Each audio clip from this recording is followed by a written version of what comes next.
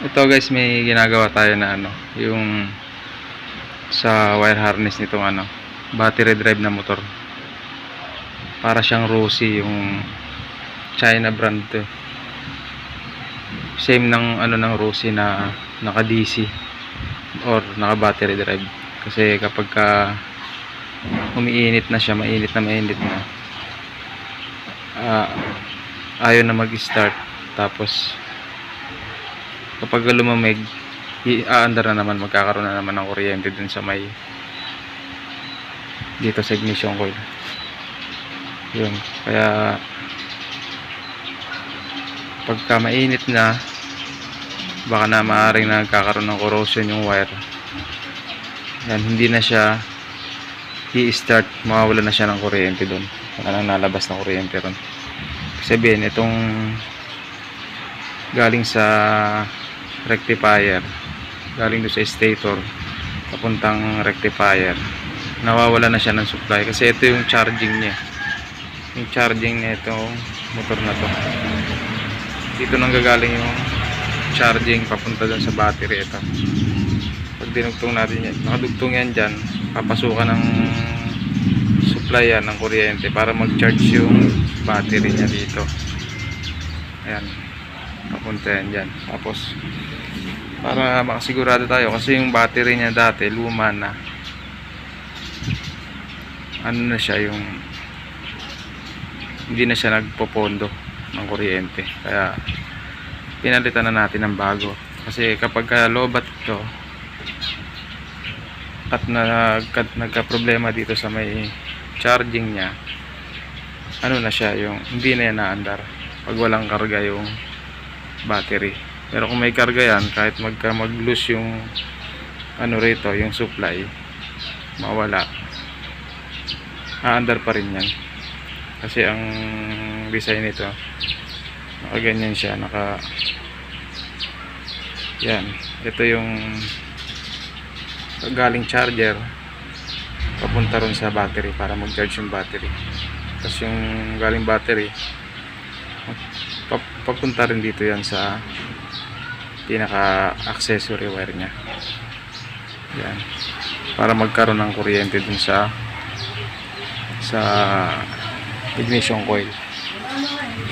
Ngayon kapag yun nga, pagka lobat na tong battery, wala nang karga yung battery niya dati, at nagloko itong wire na galing rectifier, mawala ng supply, titirik siya or hindi na siya aandar. Kaya ang ginawa na lang natin, nag-bypass na lang tayo nitong wire na to. Napunta ito kasi yan, galing charger yan, galing ito nga, papuntang rectifier to. Yan, tinugtungan natin para papunta rin sa sa rectifier nya. Yan, yan yung rectifier nya. Ito, dito natin dinugtong, nag-bypass tayo dyan papunta rin sa dito, kasi baka nagkakaroon ng shortage o napuputol yung kuryente. Kaya dinirekta natin dito kasi gagapang yan doon papuntang harness, wire harness, hanggang dito yan, set na yan, hanggang dyan yan, galing yan dito papunta dito yan. Tapos ito naman papunta yan dyan. Yan, kasi yan yung magbibigay ng kuryente papunta rin sa ignition coil, at siya rin yung nagbibigay ng nag-charge dito sa battery para magkarga yung battery habang umaandar. Mapapasukan ng supply to at magkakarga siya para hindi siya malobat. Ngayon, pag tuluyan ng nasira ito, yung galing rectifier, pagka nalobat na to, titirik na siya. Kasi importante na nagkakarga to itong nagana ito, magkakaroon to ng supply. Importante na may supply ito. So dahil nga naglulus, Yan, nagtap na lang tayo ng wire papunta ron. Para hindi na natin kung saan nagkakaproblema. Ilapit na natin. Kumbaga, ilapit natin yung wire dito. Tsaka yung galing doon sa rectifier. Ayan. Kasi hahanapin pa natin, hindi natin alam kung saan nagkakaproblema. Kaya yan, dinugtungan lang natin dito. Kasi naglulus lang naman siya. Pag mainit na, yun, nawawala yung kuryente. Pero pagka malamig, yun, umaandar siya. Pero may time din na hindi rin siya naandar pagka malamig.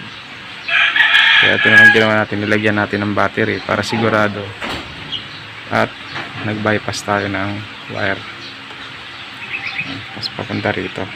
Para kahit hindi gumana itong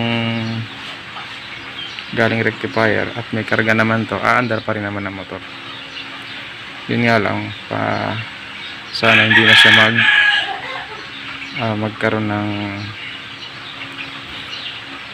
hindi na maglulus yung charging system niya, para tuloy-tuloy ang karga dito.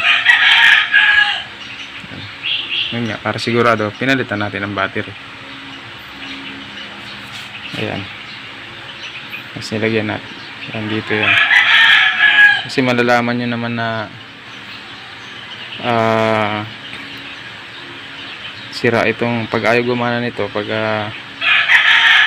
umaandar yan at tinanggal nyo itong contact nyan, mamamatay yung makina. Ibig sabihin, hindi siya gumagana. Kapag namatay ang makina, hindi gumagana ito. Pero kapag naka-steady lang yan dyan, hanggat may laman yung battery, hindi siya mamamatay or hindi siya titirik. Tapos mapapaandar pa rin natin basta may karga to. Pero importante na nagcha-charge ito para hindi malobat yun. Kaya importante na gumagana pa rin itong itong charging nya. Kaya yan, dinaipasan natin kasi baka may corrosion ng wire, nagkakaroon ng shorted o nagkakaroon ng cut off sa wire nito, nawawalan ng supply. Kaya yan, dinaipasan natin papunta ron sa rectifier. Yan.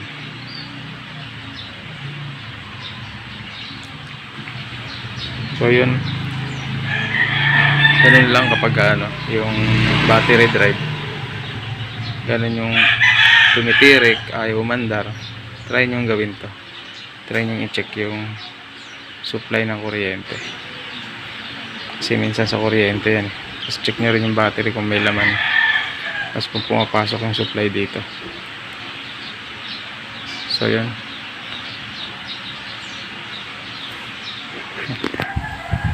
meron na siyang yun, supply yan. May battery na siya. Ayan. Tapos dito yan, nagagapang dito yan. Ayan, meron siya. Ayan. Kasi galing na ng battery yan, supply na ng battery.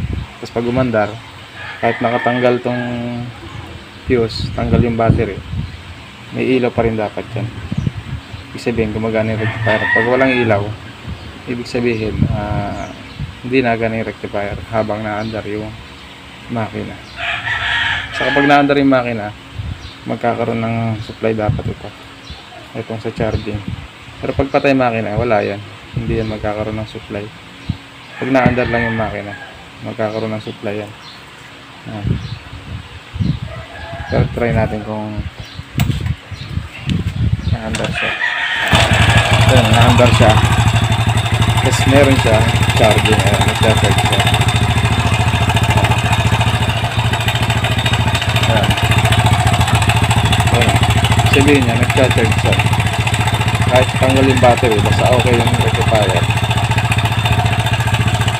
gana yan. Kasi tiningin sa battery. Ayan. Ito yung sa battery niya. Kahit nakatanggal yan, may supply yan. Pag sinalpak natin dito yan, nagcha-charge yan. Ayan. bibigyan niya ng charging yung battery. Tinanggal naman natin. Yan. Yan, yung supply. Yan.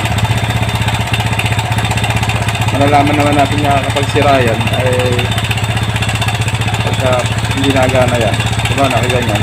Tapos tinanggal nyo at namatay ang makina, ibig sabihin dito gumagana. Ibig sabihin walang napasok na supply.